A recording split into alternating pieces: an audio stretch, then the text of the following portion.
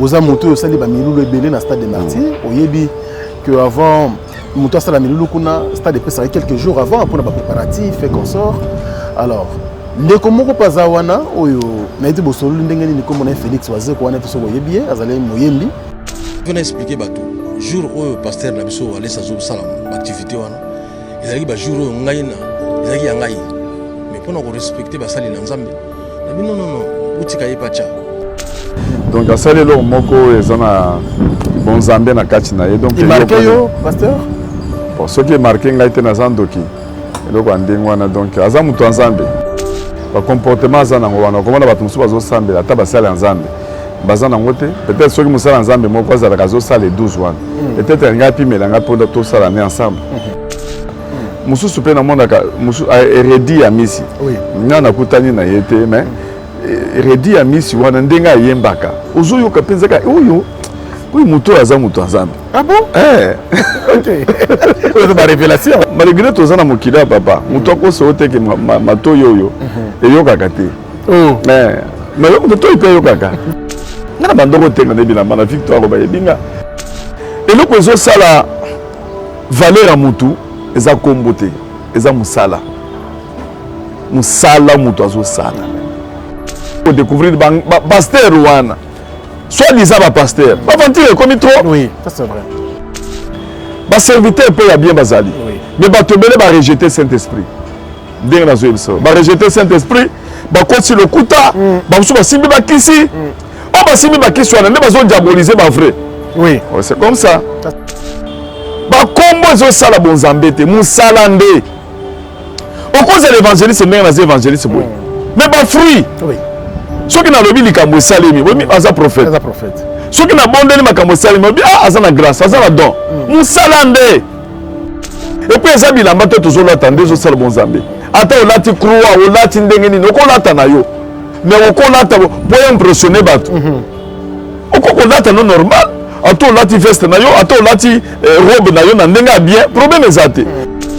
Ezali Nzambe touché na pona lo bandenge wana. Nazo défendre l'évangile, nazo défendre peu comment Jésus-Christ. Intention c'est l'église. Pour son bon intention au salut l'église. De base ezali. Badina bala, la sala musala, la sikatenda, la sala musala. Ba passer mbiye ya mukolo ba sala ba musala. Baza fierté pour la biso, baza ba toto zo ka ka ko imiter, ko landa bango na sima pour la kosala musala wana, pour la continuité. Continuité. Ngalo ko luka beza nini? Ngamo ko na za na beza. Ngamo ko na za beza. Nzambe nasala ka mutu beza. Amen. Mutu akomi beza, mutu yemo akomi beza. Oui. Fini le stress na kati ya États-Unis. Restons chez Lisa Loboko pona kolia biloko kitoko repas ya ban Afrika.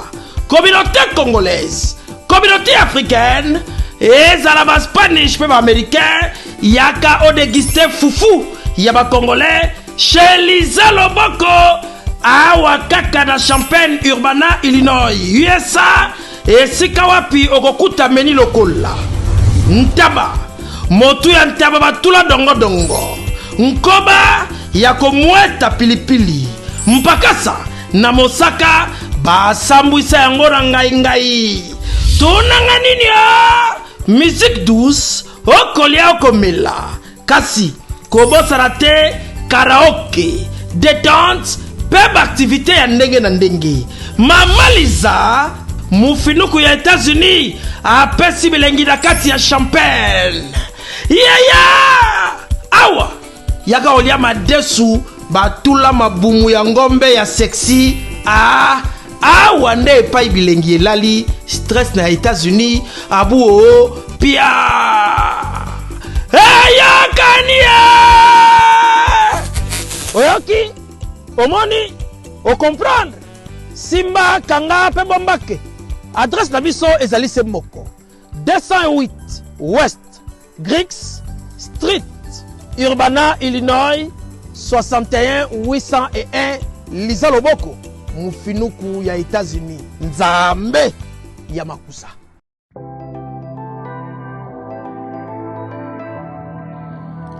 Du nouveau à Kinshasa, le salon de coiffure Bercy.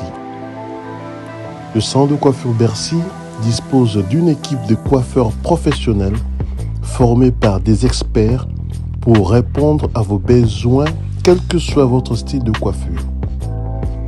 Salon Bercy, le boulevard de Stars. Dans notre clip, on a les réseaux sociaux, on a la Salon Bercy. Donc voilà, merci. Salon Bercy réveille la beauté qui sommeille en vous. Salon Bercy, la machine à beauté. Salon de coiffure Bercy, banano so bauti mikili bayara awa en tout cas ndenge kaka ezaka na Londres ndenge pe awa ezali matériel auto sala ba kote kuna na Londres yango pe to sala kote.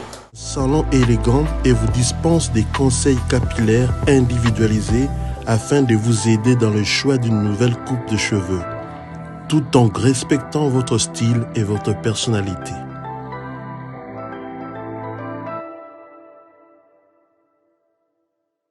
Salon Bercy, situé sur l'avenue Aérodrome numéro 4320, quartier Beaumarchais, dans la commune de Barumbu. Tata maman bisika nous zali na mokili mobimba. Communauté congolaise de manière générale. Na yeli sous pas na bino pour ko sala bino cadeau offre oya munene ezali cité moderne Africa yango ezana sima na ngai awa. Ça veut dire que tous na maluku bande vonyo so baye yango. Alors ba référence on a zo pesa bino ezali zone économique spéciale de Maluku. So komi wana opusani moke juste na droite na yo okomona entrée Vodacom. Na entrée Vodacom wana li okomona cité moderne Africa. So leka Vodacom moke omoni cité moderne Africa. Pona accessibilité bomoni mituka to yenango moko za Jeep moko za mutuka ya C mais awa ta auto benga catch na Kinshasa ba IST ba vite to yaka na moto ekokoma nyonso ekokoma sans problème. Voyez pona ko sala choix na yo. Je vous rappelle, batterie auto za koteka awa za dimension à 20 mètres sur 20. Prix à $1250. 12 dimensions, il y a 20 mètres sur 20. Bengangai rapidement na numéro Oyo. Plus 243 999 52 66 52. Mounoué qui a dit que Bandoule Kozonga te chez Djonga 3 azongeli base naye na Paris oyo yesika bozalaki kolia komela pe koyoka ndule na niveau ya 2 fois te boyeba ke bilenge zongi na Paris na niveau ya kosakana te chez Djonga 3 awa chaque week-end bilenge zongi ya ndule à partir ya le 17 février 2023 ouverture officielle ya Bandoule Bokozwa chaque vendredi Suzuki Luzubu 4x4 grands chanteurs de mon pays à partir de 20h jusqu'à l'aube. Pe samedi, bokozwa CNN Alligator na baninga tout awa boko sepela joli kitoko. À partir de 20h jusqu'à l'aube. Pe dimanche sombele souka bisanga. Bokozwa Nokolias, Emile alias de Mingongo, la voix qui cloche et longo na wenge pusana tovanda en matinée live. Oyo ekobanda à partir de 18h tina minuit. Kasi tunanga inini. Kaka ceux qui aimaient la CDC. Mbala moko night club to boîte et fungwami à partir de minuit. Ti ba 5h avec DJ Bobo. Oyo akosepelisa bino na bandule pe na ambiance ya kitoko. Malolo. Oui frère, Babi Djonga. La Congolia. Futur. Hein? Nous te reçons la 50 boîtes. La Tatakin, c'est Djonga. Chez Djonga Twanga Nantaba, Ezwami na adresse Oyo, Noisy le Sec, Nassime McDonald, numéro 25, chemin de Grou, 93 130, Ozamo Bimba. Chez Djonga Twanga Nantaba, Yangonde Zali mo boko ya ambiance na kati ya Paris, pe na France mo Bimba. Bana King, Bana Dar es Salaam, Bana Poto, Bana Mokil Mobimba, Site FM Moko, Afrique Info, avec Frank Stemai, Yandankala, Twende! X-Bass, Marandura, Frank Stemai. Excellents fidèles internautes, bonjour et bienvenue. Nous sommes en déplacement Et nous sommes ici, bien sûr, aux installations du centre de réveil spirituel. Bien sûr, nous sommes venus à la rencontre de l'homme de Dieu, l'évangéliste international Claude Kabundi Walesa. Vous le savez très bien avec moi que le 11 août prochain, nous avons un grand événement, une grande veillée de prière au stade des martyrs de Pentecôte. Donc le rendez-vous est bel et bien confirmé, raison pour laquelle nous sommes venus bien sûr voir lui-même, le visionnaire, l'homme de Dieu. Tu as un message Ninzambe Azobombela Bisso, Mukolowana, le 11 août, dans le stade des martyrs. Il est avec nous ici. Moutoulan Nzambe, bonjour. Merci Moutoulan Nzambe. Merci pour l'accueil. Pour ces Bélino et Bisso. En tout cas, santé d'abord, tu ils ont Naza bien, spirituellement Naza bien, dans autres pays Naza bien, sans très problème. Bien. Merci. Parce que ça a été un mois mingi. Tu auras attaqué daté le 14 juillet, sur le stade des martyrs, mais il y a eu quand même un changement. Au pony date il y a le 11 août. Tu as eu un changement pour l'année parce que Nzambe Bélé se déplace ici, de partout à travers le monde, il y a Kinshasa, Nabiso, Awa. Ni ne savait que tout changer date. Non, mais ça qui peut problème il y a en francophonie. Pour les travaux, tellement que on a retard, na bato ba pesa qui charge pour basala yango. Et yeko sala que bandi sala butumoy donc moyen ya ko déranger bango za société. Ndeba ya qui vraiment ko la kisabiso que ceux qui tokoki ko reporter biso za qui peut pas si pour na ba dépenser, ba déplacer, ba to ibele ndenge bozolo ba wana ndeba ya qui mais tous qui obligé pour nous soutenir mboka na biso pour la francophonie ça les mais pour la fierté pe mboka na biso pour yango pe za qui combattre na kambele pour ça les matin mais to sambela que pour na bango ba bongisi pe terrain ba bongisi biso pe stade na biso donc les anango bien ndenge francophonie ça na katia ko salema donc to sepeli yango to sala qui report to tchaki pour le 11 août eza veillé na butu donc nzambe pe a permettre qui pour Bible zolo bakelo koki koya jamais ko salema sans que nzambe aza na contrôle de l'okongo donc et loko nyo sezaka pour na bolamu ya bato bazolinga nzambe donc c'est ça qui est tout reportage qui est pour la francophonie nzamba pambola. Amen papa. Alors le 11 août ils ont date toponi ils ont malamu mingi mais le 12 événement monsieur ezali oza mutu osali ba milulu ebele na stade des martyrs oyebi que avant Moutou Asala Milulu Kuna, stade de quelques jours avant pour les préparatifs et consorts. Alors, ndeko moko pazawana oyo na été bosolo ndengeni ni comme on a Félix Wazé ko wana biso boyebi azali moyembi ya mboka na biso. Ya ça événement le 12. Boyoka ni ndengeni ni papa na ndeko. Bon, na tikali ko kutana na été mais na sina découvrir na télévision. Mokolo mosusu bazo sala ba débat ya makambo église. Natalaki na kati na ye na moni bon oyo aza mutu nzambe oyo aza serviteur de Dieu na moni maturité na moni sagesse na moni bon nzambe na kati na ye et puis na linge makasi maintenant na kutana ye boyete aza mutu nazolinga makasi et puis eloko pe ye ko sala ke etango ba biso nde to ye ko déranger ye po biso tozaki le 14 ya juillet yende azalaki na le 12 wana ya no 12 août.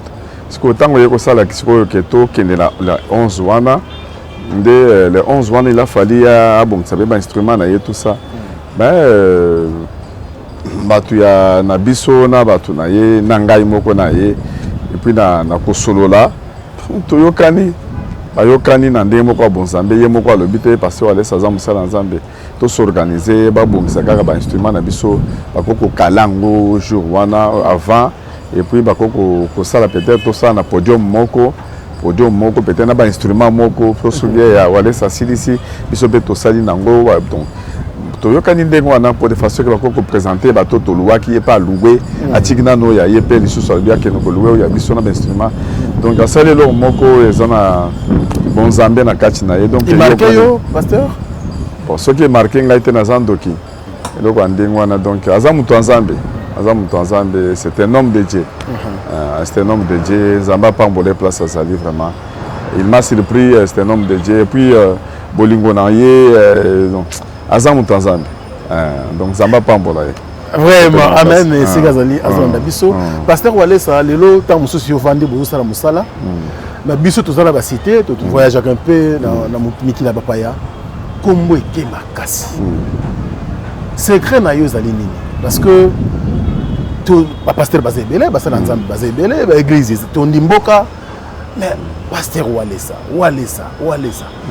c'est que nous allons gagner ba bi po simba mo lititi moko pembe bon kombo ezaka ba pasteur walesa te toza ba pasteur belé pe na kati ya mboka na biso ba voyage ka bazo sape musala nzambe ezaka pasteur walesa te nde balobaka biso nyonso toza basala nzambe toza pe belé c'est ça donc c'est ça le problème oui mais kombo na yo na yebite na minoko bato nyonso bapaya y compris même ba musicien parce que badoka opesa ba musicien ba mbongo ba star ya mboka na biso bo ba ya église ba fuka me oche bango loboko moyennant quelque chose po yo kombo na yo tangama okoma pasteur célèbre ce que zande ngwana bato yo zolo ba wana ya biseko kendeke wana donc apesa ba mbongo po bata ngoma nanga ça n'a pas de sens donc mais le ezali eza que ceux qui bato bazo peut-être na hôpital moko boye na monaki bafongola ki esika bazo sala examen na HG donc bazo sala examen kuna bazo pesa ba résultat mona ba belé hôpital belé zoti na bato kuna na HG donc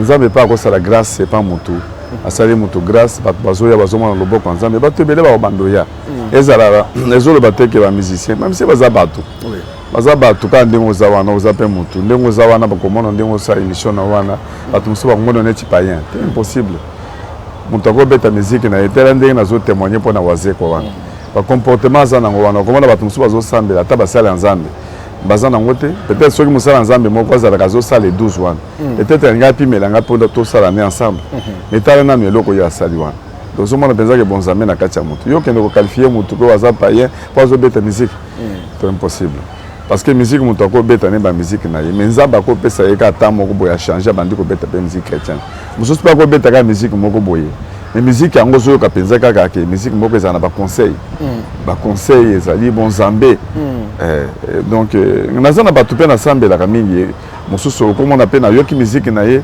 atana zo ka penza ton na ye ko yemba na zo ka penza touche moko bon zambé ozo mona taba ba ndeko ba Carlito wana ndeko bazalaki donc ozo mona façon ya ko yemba mususu pe na mona ka musu Redi ya misi ngana kutani na yete mais Redi ya misi wana ndenga yembaka ozo yo ka penza ka oyo oui muto aza muto nzambe ah bon OK c'est ma révélation Redi ya misi wana nana kutana na yete na yebi ata elongi na yete OK mais Redi ya misi wana po malgré to zana mokila papa muto ko so te ke mato yoyo eyokaka te mais on peut pas y kaka d'accord on va quand c'est moment ko lobi peut-être ezanzembo nzambe oyo ko tuna tongi na zo yemba obité ezanzembo nzambe te mutu mongo ko mona Redi ya misi Redi misi azana ni asambela kate mais pas touche na ye ko yemba uzuka penza ka ke uyu penza mutu nzambe de tout ça on condamne mbangu oyo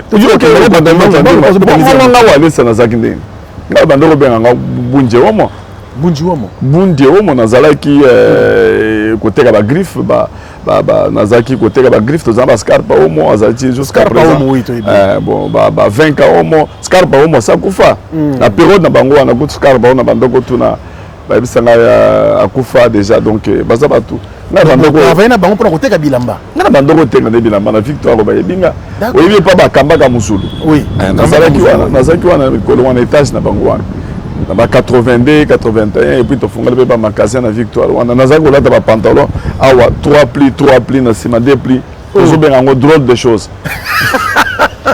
na ba sentir radio jalma ya minene na ba sapatu weston ya ndenge mususu ya to lata biloko nyoso ozo tambola boye na ba croix ya ba chaînette ya minene na ba victoire wana bazo yeba te ke mutu nzambe ngape nazo mi yeba te yo ke ndolo ba mutu wana donc to papa tika makambo wana bato nyonso ozomona Jésus Christ ayaki mpona bapécheur ayaki mpona bapécheur donc nde tozokende na stade de martyr wana tozodepense mbongo ebele mpona bapécheur po tokende koloka motu moko ayeba nzambe eza nde mpona bana nzambe te mais eza mpona bapécheur ezali mpona motu moko kaka ayeba nzambe ndenge nayeba nzambe tala nga mpe bazwa ngai nayebi nzambe tala makambo nazosalela nzambe nazo évangéliser nazoteya mais motu moko kaka soki ayebi nzambe esili toyebi ke eza longue histoire papa rencontre na yo na nzambe ikoko édifier mutu moko zolanda biso lelo ezalaki ndenge nini na occasion nini so toke kuna donc toyebi ke eza longue histoire na mo mokuse ekozala biso bata ebele mais eloko nga nayebi ke ngai na bandosala nga babilamba na ngai nazosala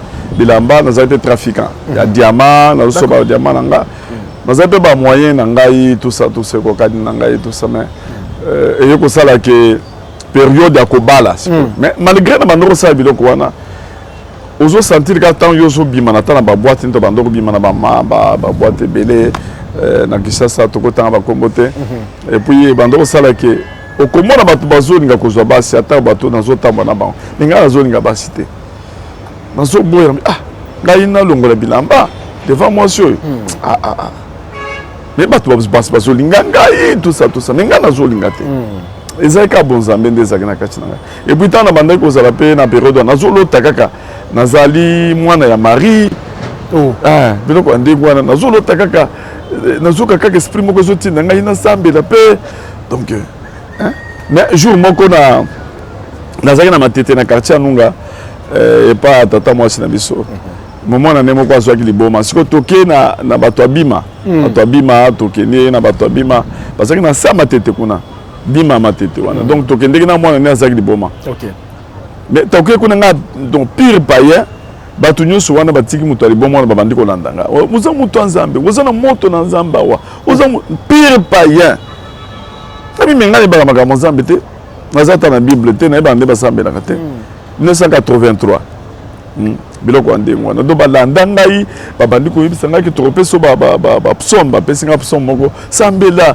kendo sambela bapesi ngai ka mwa psome moko boye ka nouveau testament nake sikoyo nabandi nake na ndako nake koexerce bapriere wana nasalaka 30 minutes ya pamba ntango nabandi ka kotanga verset wana nayoki puissance ya nzambe ekitelinga neti puissance moko bizarre natiki bible yango nabandi kolengana na bimi libanda siko nga nalobi me biloko ya bango ya saint esprit ekangaka bato elinga ekanga nga nde naboya na nga kosambela nalinga ata kokoma place ya église te nde kosala sikoyo ke na 1988 na suka 5 ans 6 ans après nde naye kosala mpona bala mwasi na nga na 1989 kobala onga na bali mwasi nakutaki mwasi na nga azosambela aza na 12 ans nazokende kuta epa na bango nalati babilamba na nga wana maboko pamba bachenete donc nazokende epa na bango papa na bango zobi me oyo mobali oyo faza na sida oyo ezali mpe ezabe ya payen mpo bango babanda kosambela nde kosala ke baboyaki ngai carrément balobaki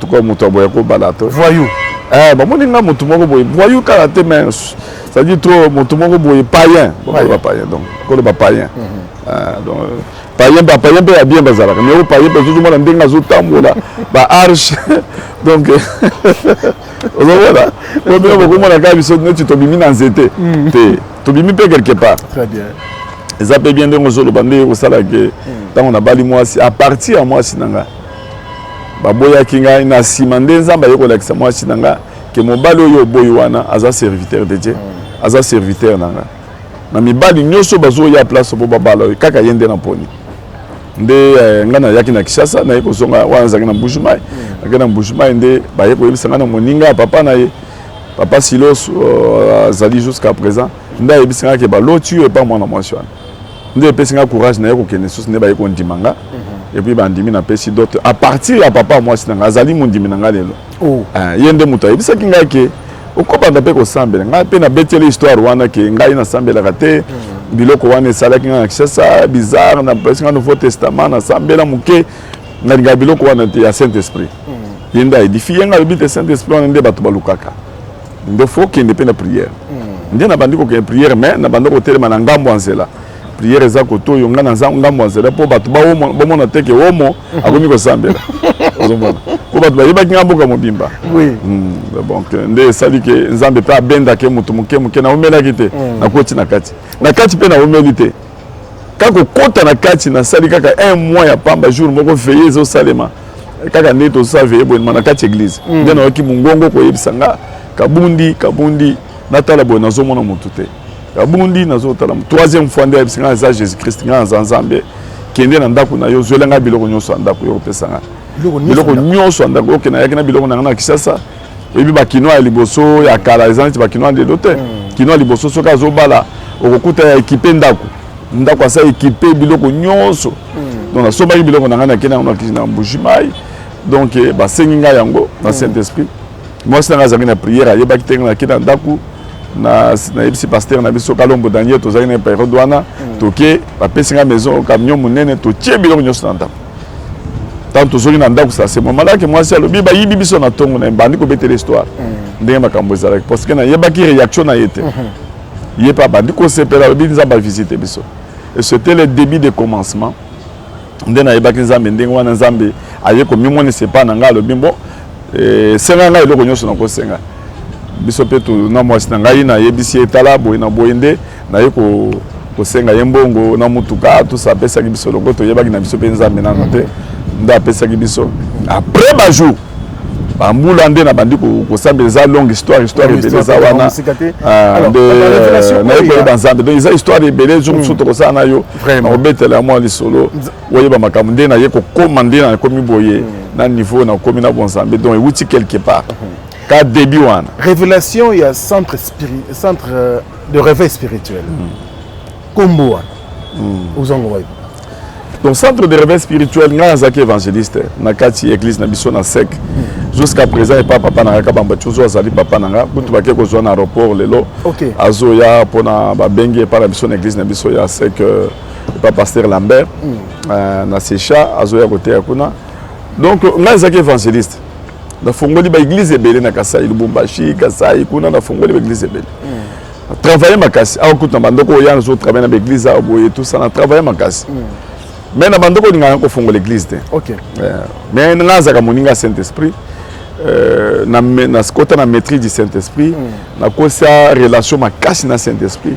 ko banga nzambe via sainteté de vinanga et puis na solo kana nzambe quand to solo boy na kolisa bon nzambe na kati nanga et puis jour moko avant nzambe abenga nga po comme sangande na zaboye na prière toujours ça na permanence asimbanga na tolo na yoka mutu azosimanga na tolo azolela azosimanga na tolo et puis ayeko yebisanga ezanga Jésus-Christ donc maya miso ekenda kutu na poitrine nanga na tolo nanga azoloba ke nga Jésus-Christ nazolinga na utiliser yo est-ce que okoya ko trahir nga nga pe na lobite na ko trahir yo te ayibisinga ki basali ebele ba trahir nga nazwi bango ba trahir nga bazosama kama mabe tout ça donc convoitise ba impudicité ba tiembongo na première position idolâtrie donc bazolinga biloko plus que nga bazolinga bandako bazolinga bambongo plus que nga est-ce que yoko koma pe na niveau wana nga pe na kokoma te et c'est comme ça que ayeko yebisanga na ko utiliser yo me ko trahir nga ite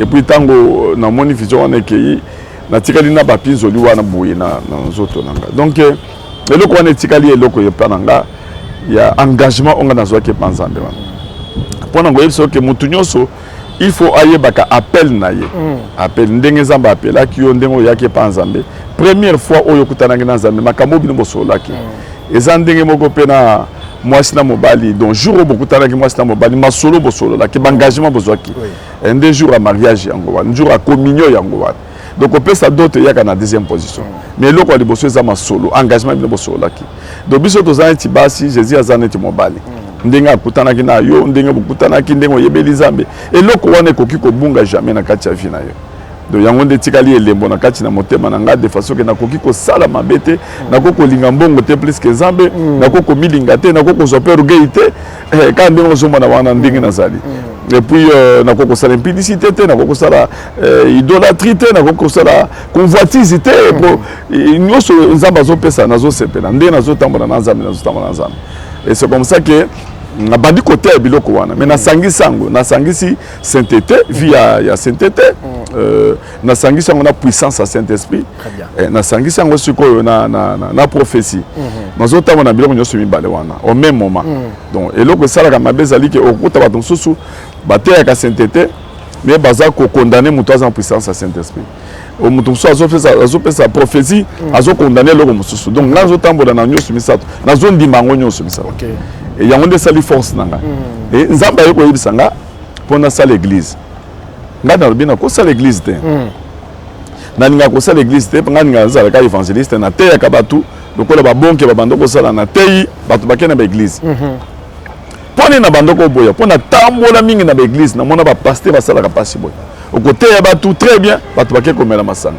oteya bato très bien basaliki ndomba oteya bango très bien bazaka kolinga mbongo makasi plus ke nzambe balingi biloko matériel mituka vie ya mokili bato bazolinga yango makasi plus ke nzambe ngabite ngana côté église te au côté boyo ki mutu asali makambo ucho te yaye na kokate vaut mieux na te ka batu ba kene na église. Très bien. Ce qu'on est là il y a un problème na ça nzamba lobi mais yoko ça ndenge nini parce que yo zo mona ke batu eloko sala ka ke batu ba changer za Saint-Esprit eza Saint-Esprit mais batu ba négliger Saint-Esprit baza pour Saint-Esprit a une exigence aza esprit à sainteté batu bazo kimaye parce que nzamba azali kaka nzambe moko mais trois fonctions. Tout ça, Dieu le Père, créateur, où est Mokili. Tout ça, Dieu le Fils, Jésus-Christ, où est réconcilié, tout ça, Saint-Esprit, Nzambe, où est Dieu le Fils, Dieu le Jésus-Christ, pour réconcilier tout Nzambe. Dieu le Père, Azawana n'a pas de miibi, n'a pas de batunyos, n'a pas de doki, basambe la kanzambe, ayoke la kabango. Ozomona, nde batu bakimi na Dieu le Père, Dieu le Fils, bakimi Saint-Esprit, parce que Saint-Esprit est un esprit saint. Saint-Esprit, yango kokota na kati na yo. Yango linga bozo bate, linga kwa triste yango te. OK. Linga ka bonzambe, yango peut changer ka mutu, et changer mutu de façon que mutu changer comportement, changer et travailler ka mutu. Ce que batu bakimi mingi Saint-Esprit, na ba serviteur de Dieu, batu bele bakimi Saint-Esprit. Bazo te Saint-Esprit na munoko me bazo sala yete, Saint-Esprit azo vrai ressource na kati église te.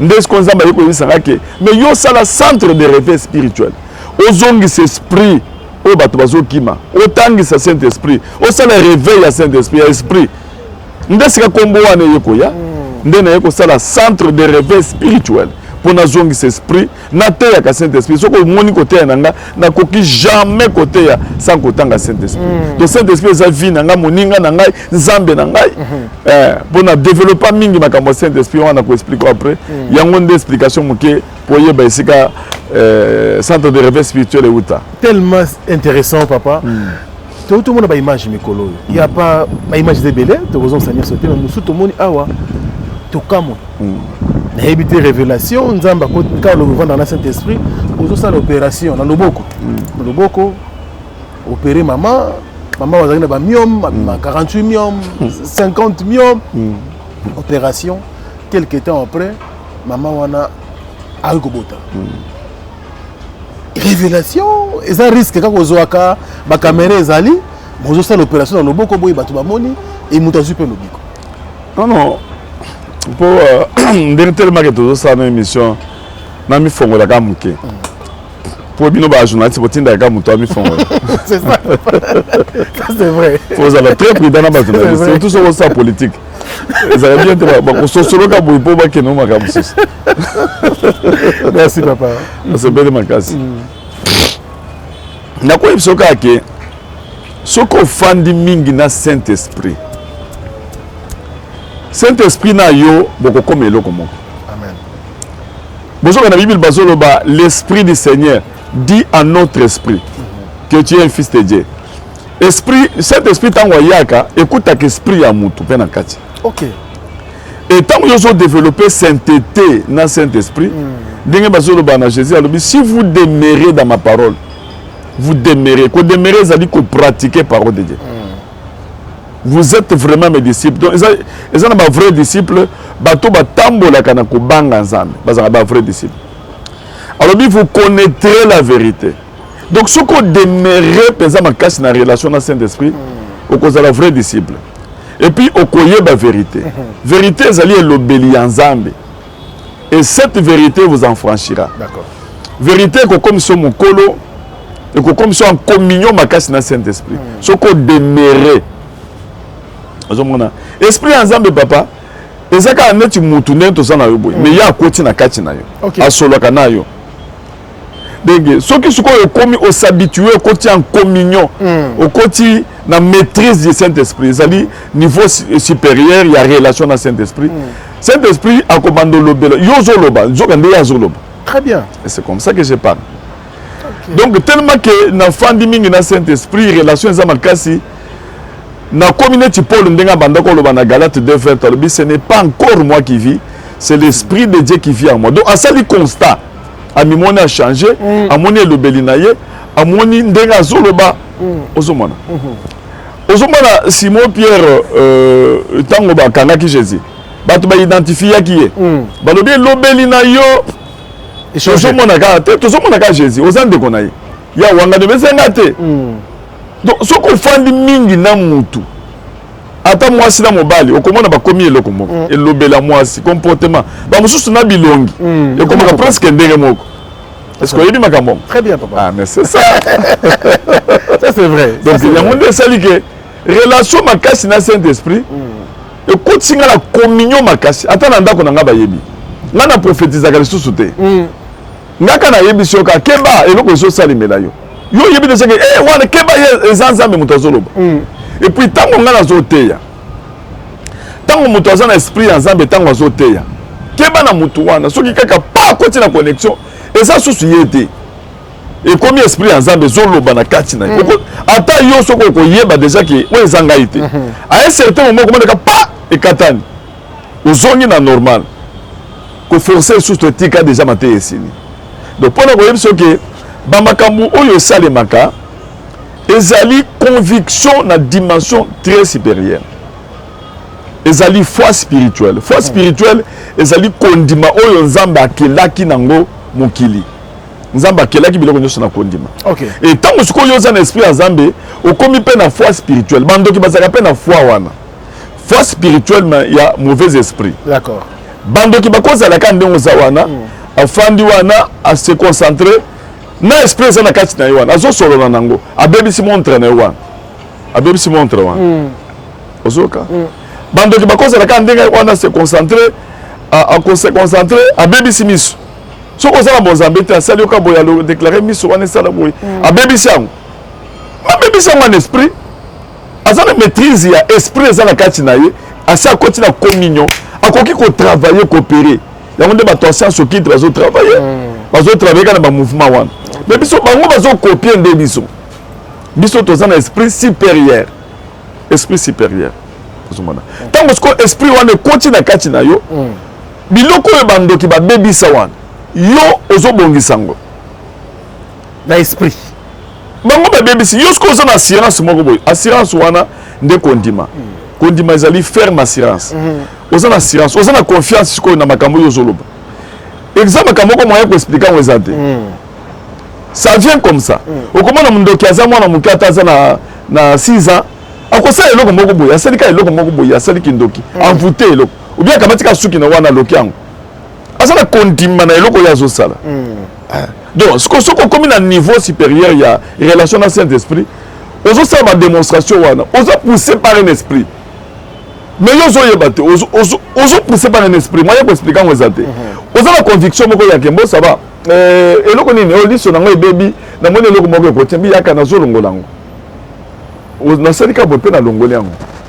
OK na longoli yango ngape na zo kamote po e komi esprit na kati nanga et puis eza vie nanga na bandango kala na période moko na kala na mbujimai bakoti peso ba image wana bakotiela yo namoni basi ebele bazoyela ngo tozobota te bazwi na bandoko bota mais bazomona clair te bamosusu balongoli bango batrompe bamatrice nasko na bino nazokende kozwela bino bana oyebike nakende na ngomba na sala 2 semaines nasambela na bisi nzambe epesanga bana ebele nakende kopesa bato bazobota te nzambe apesanga bana 500 bana siko en esprit nga siko ntango na ye nabengi siko bato boya kozwa bana na ye na bana 500 bato so babi eza liboma ndenge nini yawe ça c'est vrai apesa bato bana ngabi ata obotaka te ata oza impuissant boya na kopesa bino bana 500 bato baya siko ntango bato baye nasali campagne babengi bato basali campagne nga siko nafandi na cher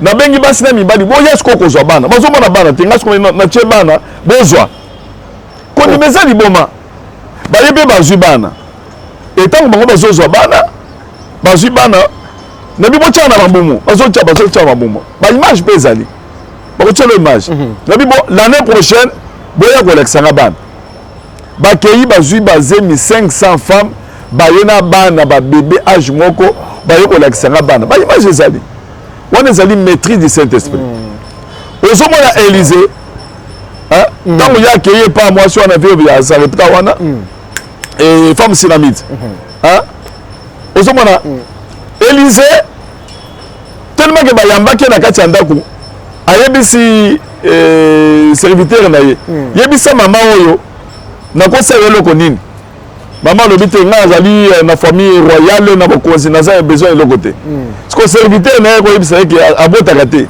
mwasi anga akomaki soki na 90 ans donc Élisa ayebisi ye ke bon voilà nakopesa omwana okobota ye alobi me okosanga aventure te nga nakomi na double ménopause nakobota ndenge nini Élise azalaki na assurance na parole na ye confiance na maloba oyo azobimisa nde esali ke akamati mwana apesi mwasi wana mwasi wana mpe aboti yango nde ozomona ke moto azoya lokola ngai nayebaki deja ntango nzambe alakisi ngai ke miyoma eza na kati na ye wana batie kotia bakamati mwana na ye bayibi ye ndenge alobi mbo sava ngai nakozwa mwana wana nakozongisa nakolongola miyomo wana mpo bato basali baza bandoki bakomeka ata pembeni na ye te batravaille ka na parole nga mpe nazotravaille na parole ndenge toyeka parole na kati ya église parole wana eza na biloko eza na mbongo eza na bana eza na bénédiction eza na délivrance kaka parole nga asalaka mafuta te soki nasali mafuta na révélation soki nasali mai na révélation mais kotika la vie na nga te ozomona donc nde ye kosalaki na minute wana ntango namoni mwasi wana ke balongolaki mwana batie quelque part bazongisi bamillion nga mpe nakamati mwana nazongisi nalongoli million ezaka mwasi wana te naza papa moko azali awa pasteur Kalenga Godé aza moninga na nga batiaki biso mafuta jour moko maboko jour moko na Mbujimai mwasi na ye mpe aboti mwana akufi mwasi azobota susu te bambula mwasi akende na hôpital balobi mosuni moko boye ya monene boye eza likolo ya matrice na yo baye koloba na batrompe na yo wana eza bouché et puis mosuni moko boye eza likolo ya matrompe yo okotikala kobota te nga nakende na Mbujimai mama na nga akufaki ye aye koya bayebisi nga makambo ndenge bayebisi bango na hôpital nga bine nya pas de problème bolanda nga na Kinshasa napesi mbongo ya transport nga na kopasola na kolongola mosuni wana me na maboko aye koya na Kinshasa baimage ezali bakotiela yo mpe na baimage. Walesa m'a appelé, il a commencé à m'opérer spirituellement. Yaka.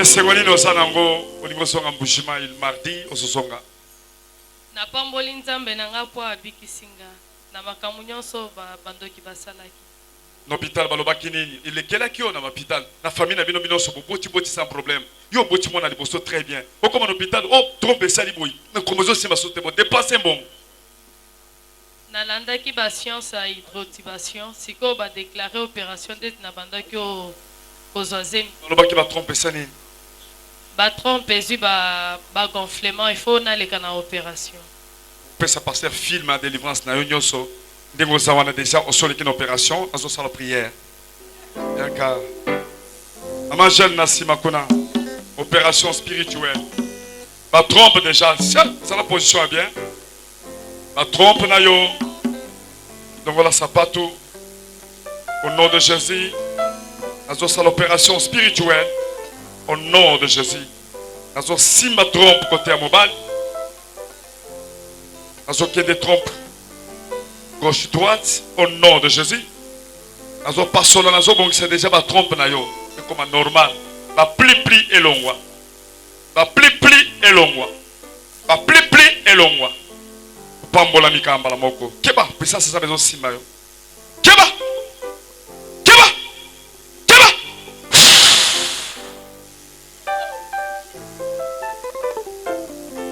tikaye ça moko na ba opération. Ils m'ont injecté l'anesthésie spirituelle. Je suis tombée pendant 3 heures du temps. Pendant 3 heures du temps, en train de m'opérer. En plus de cela, c'était une grande opération spirituelle. Si c'était permis, j'allais vous montrer. J'ai d'ailleurs une grande cicatrice spirituelle que Walesa m'avait opérée. Il m'a dit... nous sommes au mois de mai. Je vais te faire une opération et quand tu vas rentrer en Bujimaï, seulement le même mois ici, tu vas concevoir. Au mois de mai, c'est la date où le docteur m'avait dit que je devrais passer à l'opération. Tango nazongi awa na Bujimaï, na 5e mois, na date où médecin lobaki, je devrais passer à l'opération et je suis tombée enceinte. Quand je suis rentrée à l'hôpital et j'ai dit à mon docteur, je suis enceinte, le docteur me dira, non, moi je ne crois pas, tu n'es pas enceinte. Ta maladie était très grave. Musunyeza munene likolo matrice na yo. Ba trompe na yo ezana ba nœud ebele. Moyen obota ezate. Ndenge nini ozo yo yebisanga ke ozana zemi. Je lui ai dit, non docteur, je suis enceinte. Il m'a demandé de passer à l'échographie. Je payais l'argent, je suis passée à l'échographie et les docteurs trouvent que je suis enceinte à l'échographie. Docteur Ayambingaya lobi non, on a zone dimate. Oyo miracle uti wapi. Je lui ai dit que le Dieu de Walesa, le Dieu de Maman Angèle m'a opéré spirituellement. C'était impossible chez vous le médecin, mais chez Dieu c'était possible. Na concevoir docteur Abandeka va kondimate. Tant on a passé na écho et qu'on a confirmé que était nazana zemi. Na boti mwana wana kombo na ye Angèle Nzeba Walesa Cloange. Nazo la kisabino gros bébé azawana kombo na ye Miradi Nzeba Cloange Walesa. Mwana mibale oyo Blessing Bukasa Kalenga. Les miracles de Dieu de Walesa, il n'échoue jamais. La petite fille est là, elle s'appelle Tegransonga. La grandeur de mon Dieu, la grandeur de Dieu de Walesa, Walesa Show. Zambe ya Walesa Zamunene. Le Dieu de Walesa, il réagit quand il veut, il réagit quand il promet. Je suis là, moi c'est Nancy Mouika, la femme de pasteur Godé Kalenga. Je vous remercie. Nathalie Michel Bosso cher, na yoko yeba kezali mwasi moko mobali na ngaka bala, nda sali sabotage na famille na ye. Nde na yoko pasolango, kaka nde na sala ke mwana mwasi ono, nom de Jésus akoyi na se, na longoli musunyango. Na longoli encore boy. Mais naza assurance, naza na foi, naza na confiance que onga nazo sala, ezo salem. Mais puis na longoli au nom de Jésus, atikali wana larité prière silaki. A moni vision place one. Na yebise mozonga ozwazemi. Azongi aboti bana déjà toi okolanda ndenge ko pesa témoignage na jour réparation. Est-ce qu'on a regardé nini? Tellement que ça biloko moko soki na betelo le solo pamba ko ndimate. Ya monde na yebisa la batuke, bo filmaka. Très bien. Bon c'est la témoin. Bon filmer mais na zo faire l'opération. Bon filmer pétango ba kokobota. Ozomona. Mais ça na science wana. Mais pour le ce que ça bon Zambé, ceux qui au tiers dissérer na bon Zambé. Ceux qui peuvent colisser esprit ensemble na kati na yo. Et puis ezali eloko ko sala malabatu nyo sauter. Mon tout ça ko kolisa bon Zambé na cet esprit. Mais eza don oza ma pesa ka mutu. OK. Eza don, eza grâce, eza ministère. Eza ma pesa kolisa yango e kola kapé. Kolisa yango. Ozomona mosala na yo ba journaliste. Mais ozo kolisa yango. Très bien. L'expérience chaque fois ozo sala ozomona ba erreur ezali, ozo corriger yango, ozo kolisa yango. Ozo tia discipline na mosala. Aujourd'hui, dit sérieux dans mon salaire. Et on doit être crédible. Et pas bâtonner, pas zambé. Mais ce que c'est mon salaire, il y a un côté dans la pension bon, votre quoi ça. Ça m'a bé. Ça c'est vrai. Ce que tu côté dans le monde, c'est la vérité. Ok, pas mon tour sur pension bon. Pour oser dans la cima. Et ça m'a bé. Ok, mon cigate. Mais ce côté dit sérieux dans la mon salaire. Ok, mon cigate. Amen. Ça m'a pas boulot. Amen, papa. Papa. Toyebiki bato biso bandimi tozebele tolandaka yo na ba télévision par-ci par-là et basala nzambe bazali o balandaka pe yo ba croyaka na ministère na yo phénomène moyo komana Kinshasa lelo mutazaki évangéliste lobi comme pasteur lobi okunda comme prophète lobi okunda comme archbishop lobi okunda bishop ba makambe comme ebele mutu est-ce que comme ba titre parce que yo bando banda ozaka évangéliste Claude Kabundi Walesa banda o banda kino lelo malgré ma ramine nzamba osala kati na yo malgré bato bazobika na nzela na yo na kombo ya Jésus Christ otikala évangéliste kozwa ba grade eza ba grade ou bien ezali nini expliquer biso te eza te que natika l'évangéliste naza pe nazaka pe prophète yoko loba te que ba wana nga na mibomba natika l'évangéliste bango pe mutu na mutu aza na ndenge azo travailler nga pe naza prophète naza évangéliste naza pe pasteur po nazo kamba église po mutu nyonso soki azo kamba église aza pasteur très bien mais natika évangéliste eloko ezosala valeur ya mutu eza kombo te eza musala mutu azosala mutu akoki kozwa kombo me be intention nini oyo azolukela kombo wana intention nini intention oyo mutu azosalela soki ezali kombo nzambe apesi yo c'est normal me be intention nini okomona mutu so azwi kombo mpo aatire mpo akosa asala lokuta asala baventure azwa mbongo donc naza makambo ebele kutu mwasi moko auti oyebisanga makambo moko boye ya mabe mwasi moko vraiment esalinga mabe esalinga mabe auti okende akotémoigne lobi na église mwasi wana donc ayoki bazoteya na télévision na radio na mwanda esika azalaki esika carburant ezalaka wana na mwanda azwaki problème ya sabotage basalaki opération ecompliqué ekomi sikoyo malade ye grave ake pa moto abondela mpo na ye moto yango abandi koluka pesa soso akamati soso abandi kosala bamakila boye epuis par après tokushe na yo mwana mwasi aboyi akende pa mosusu nazolinga olongola bilamba namona kaka zoto na yo eloko wana ezosoko mpasi wana ekolongwa ezali talatala tellement que passe elekaki ya longoli bilamba moto yango asimbi loboko soki ndenge nini abimisi talatala na biloko mosusu et puis abandi koyebisa bakushe na ye mwana mwasi aboye abimbo okomona makambo na kosalela mwana mwasi sikoyo eloko nini esalemi ntango akei kaka 2-3 semaines basalite oyo ebima na grand besoin moye kotanga nkombo eza te basalite wana ebandi kobima na nzela masuba azoke na toilette basalite ezoke na grand besoin ezobima mpe na nzela masuba na solo akosakana te sikoyo na douleur na solo wana mama wana souffrir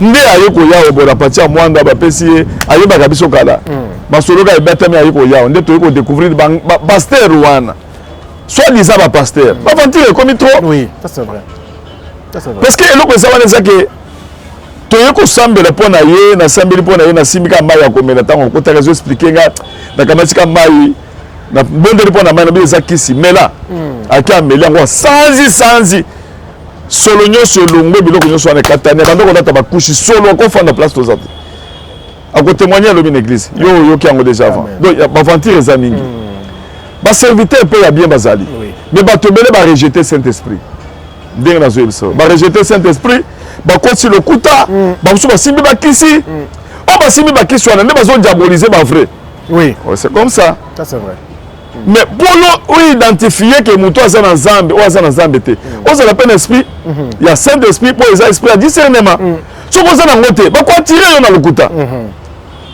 bakombo ezosala bonzambe te mosala nde okozala évangéliste ndenge naza évangéliste boye mais bafruit soki nalobi likambo esalemi boyebi aza prophète soki nabondeli makambo esalemi oyebi aza na grâce aza na don mosala nde papa na ndenge nga nalongwe na kati église na biso naboya bafonction fonction nazala boye epuis eza bilamba te tozolata nde ezosala bonzambe ata olati croix olati ndenge nini okolata na yo mais okolata po impressionne bato okokolata no normal ata olati veste na yo ata olati robe na yo na ndenge ya bien problème eza te okolata no na ndenge ya bien olati ndenge mpe ozwi inspiration mpo olati problème eza te mais soki osali na intention yake omi valoriser okoma boye wana nde mabe ozomona wana okomi sacrificateur donc mpona koyebiso ke tozoloba kaka nyonso eza mabe te mais baintention oyo ozosalela tokoloba teke bakombo eza mabe te bakombo mpe ezaka nzambe akokola so kombo neti ngai naza ministre ya défense na gouvernement de Jésus Christ naza ministre ya défense eza mabe te ezali nzambe atouche nga mpona aloba ndenge wana nazodéfendre évangile nazodéfendre mpe kombo ya Jésus Christ nazodéfendre mpe bandoki oyo bazokangakanga bato nazotelema liboso au nom de Jésus Christ nazosala yango au nom de Jésus Christ nakombo na nga te eza nango mabe te mais intention est-ce que vous avez place à son intention? Intention, cela veut dire quoi? À tout nyot. Les caniciums, nous avons na sima ya kombo azozo. Na sima. Intention yo saler l'église. Ezanini. Pose en bongo. Intention saler l'église. Pose en bongo. Intention au saler l'église. De base ezali. Intention yo zo saler le quoi? Intention saler la campagne. Pose en bongo. On s'en appelle des fonds. Intention nini. Zamba zo mona nyoswa. Intention. Intention. Jésus-Christ, notre bannière de victoire. Yesu bendel na biso lokumu. Ya ilonga. Netem to zana ngona stade de martyr. To sala ba veiller belé. Na ba veiller to sala avant. Na auto sala les 11. Différence za ligne papa. Différence za la gâté. Ba veiller kaka ndenge ba sala la ba veiller depuis kala na ba serviteur mususu to yebi na mboko yo. Ba sala ba fierté na kati ya mboko yo. Ba bandoko sala veiller ba bazo bongo le mitema. Veiller ça ndenge moko. Mais na kati ya veiller base ya eloko ya liboso bato bongo le mitema. Eloko tozoken. Eloko mibale bato bazali lié. Ndenge Jésus a dit, l'esprit du Seigneur est sur moi. Il m'a oint pour guérir ceux qui ont le cœur brisé. Donner la délivrance. Délivrance c'est au salema à partir il y a puissance au mutasalango.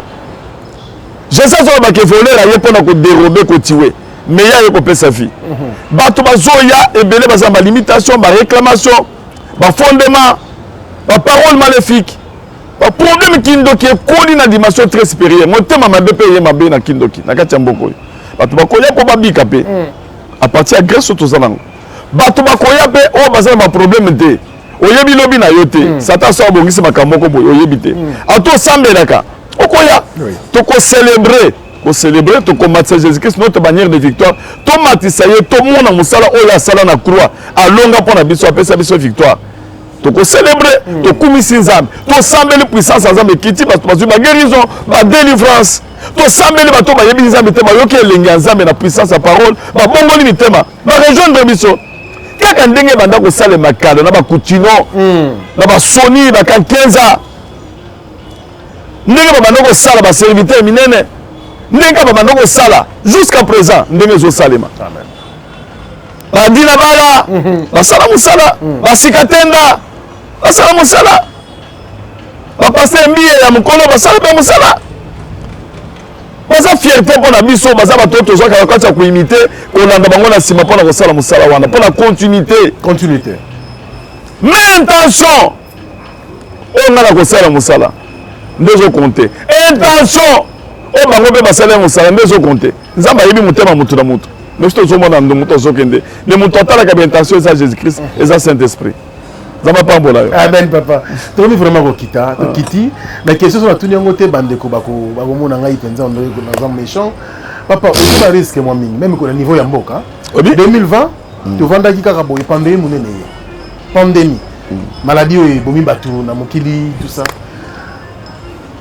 Évangéliste Claude Kabundi wale sa zu di kanisero. Kita na poto. Biso to bi ke risque makasi bo di kamboni.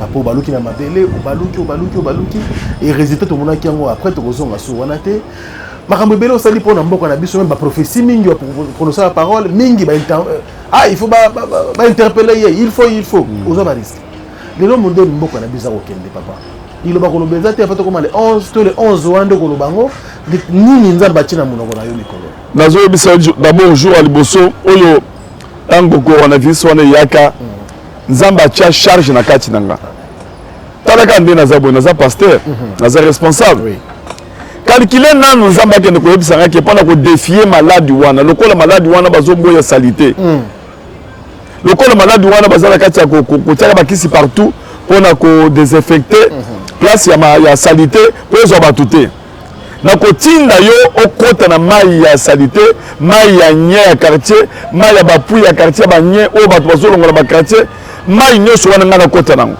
ezala ki passe na 2h du matin tango nzamba yebisinga na lata ba sac na kena banzamba pona ko sambela ka pona maladi wana nzamba tie charge na yeko bima na koti na kati ya maladi wana nzamba yebisinga ki yebisema kilimo bimba vaccin eza genou maladi oyo ndenge ezali boye ekokoma neti malaria ekokoma neti tout ekokoma neti kosukosu ekozalaka maladi lokola typhoïde bato bakozala nango bakovivre nango mais na longoli puissance ya liwa ezali na kati nango na pesa message wana na kota na kati mama wana bato baloba trop baso baloba mendenge nini eyake ne kota na mai zoluka buzz ngana ko luka buzz nini ngamo ko na za na buzz ngamo ko na za buzz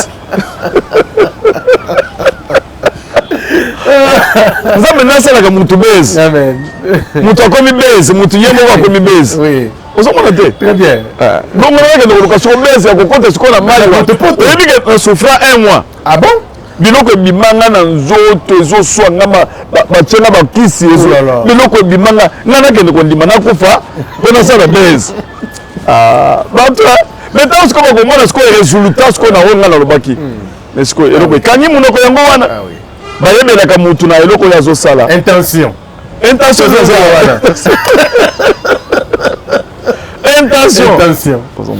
sikoyo toza boye okomi koloba yango ke okota na mai eloko esalema et c'est comme ça prophète bandimaka ye après bacomprenaka ye après résultat avec retard mais ye azalaka na avance lokola nzambe aza na avance makasi biso toyebaka eka na retard donc c'est comme ça que tosalaki biloko wana mpona koyebisa mpona makambo ozotala mboka na biso nzambe alakisanga makambo ebele mpona mboka na biso nzambe alakisanga likambo munene nga nake na ngomba na Zimbabwe kosambela mpona mboka nzambe ayebisanga passation de pouvoir ekosalema sa makila napesi message avant or ke bitumba ezalaki baaméricain bayaki déjà na Gabon bitumba ezalaki déjà nzambe ayebisanga ke passation de pouvoir ekosalema sa makila lobango na mboka na yo nalobi nzambe ayebisanga ke kende loba na président na bino mokonzi na bino nga mutu naponi ye nga mutu naponi ye yebisa ye akamata mboka apesa nga mboka azongisela nga mboka na maboko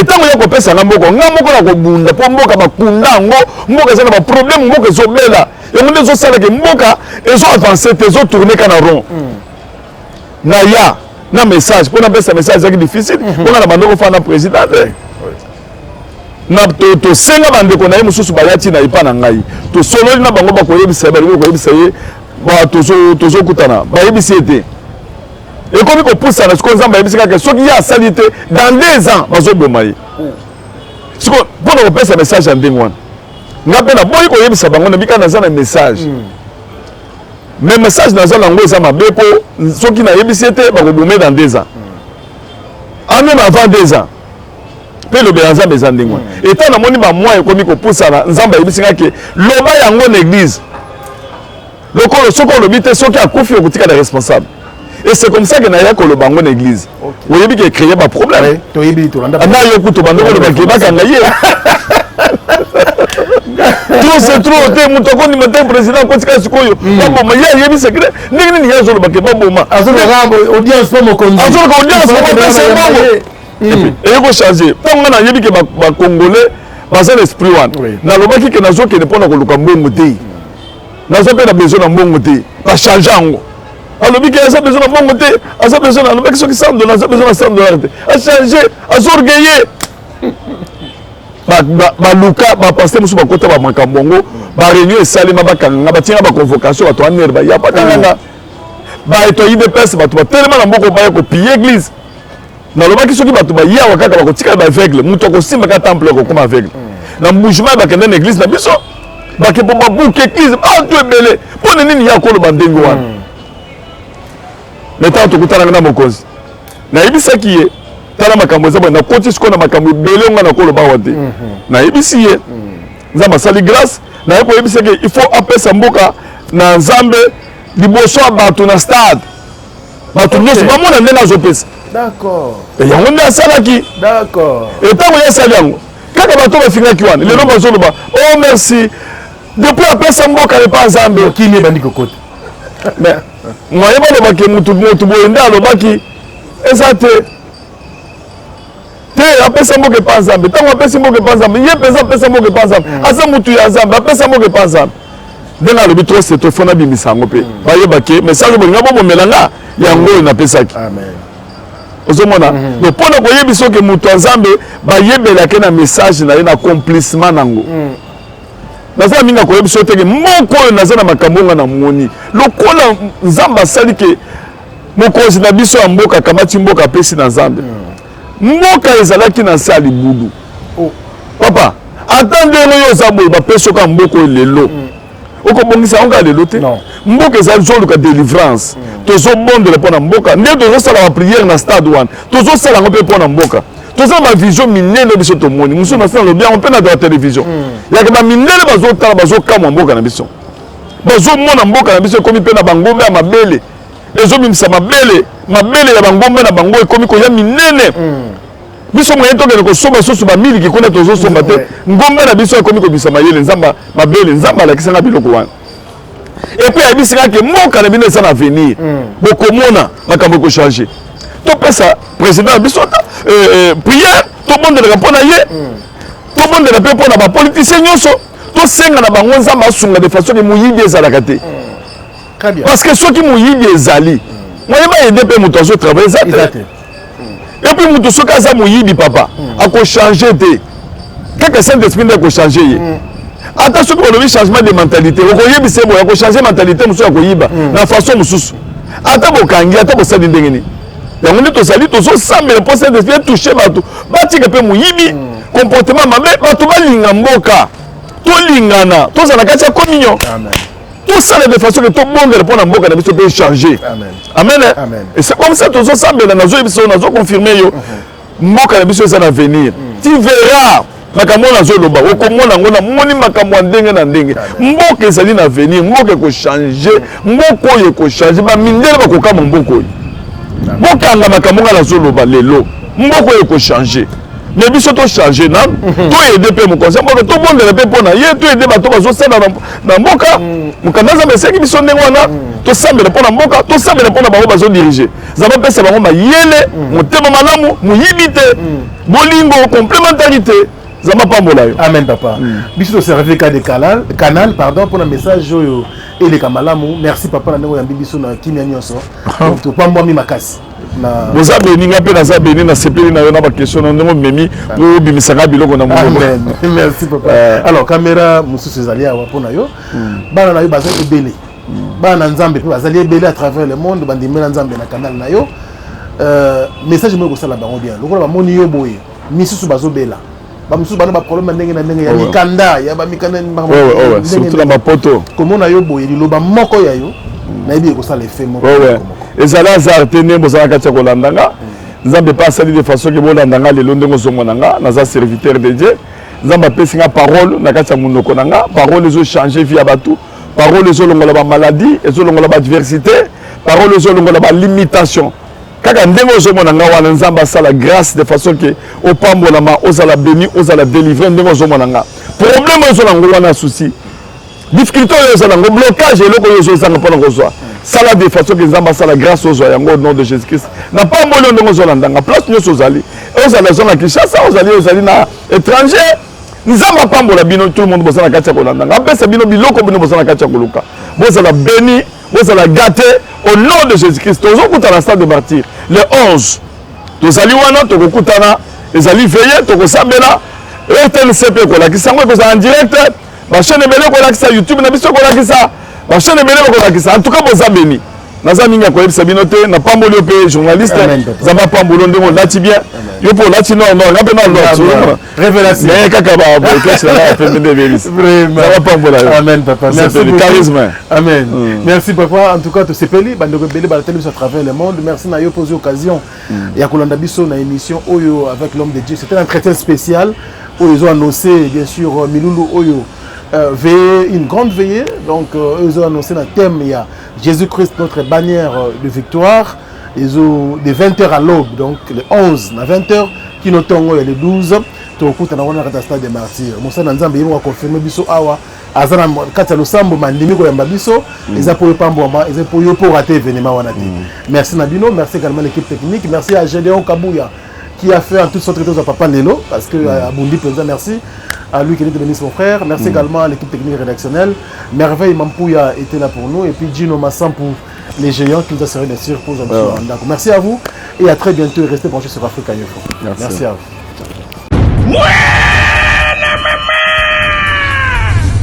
Fini le stress. Nakatia États-Unis. Restons chez Lisa Loboko. Pona kolia biloko kitoko. Repa ya ban Afrika.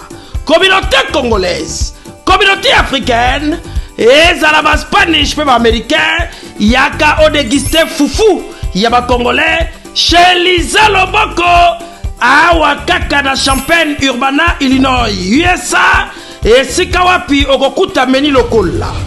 Ntaba, motu ya ntaba batula dongo dongo, nkoba, yako mweta pilipili, mpakasa, na mosaka, basambwisa yango na ngai.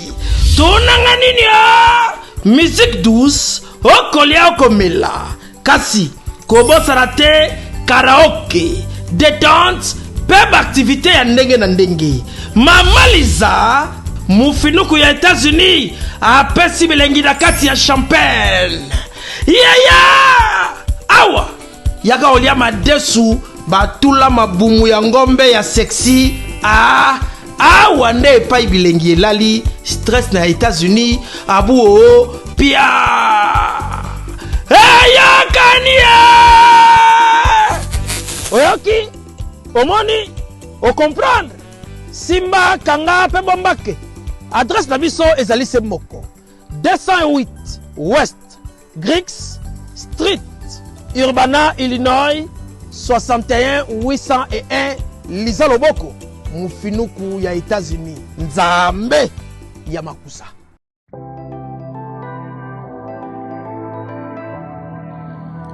Du nouveau à Kinshasa, le salon de coiffure Bercy.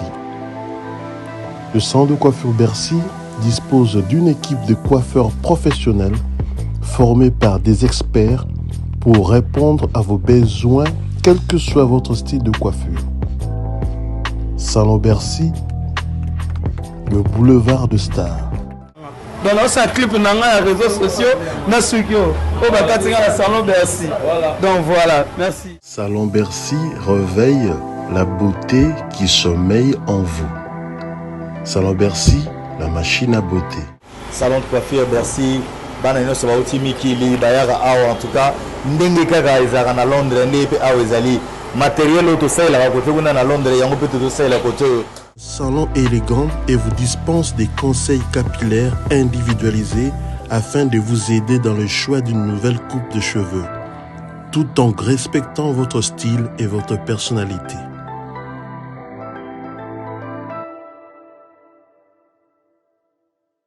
Salon Bercy, situé sur l'avenue Aérodrome numéro 4320, quartier Beaumarchais, dans la commune de Barumbu.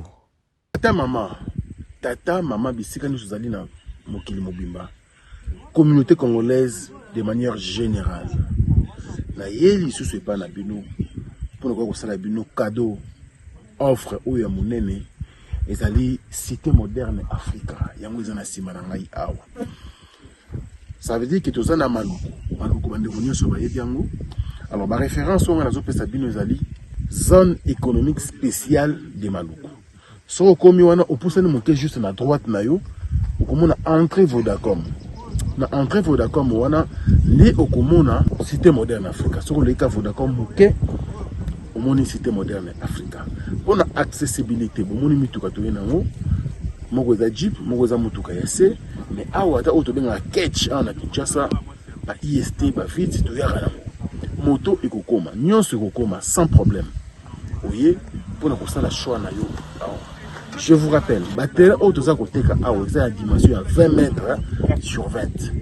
Prix à 1250 $. Dans une dimension il y a 20 mètres sur 20. Bengangai rapidement na numéro Oyo.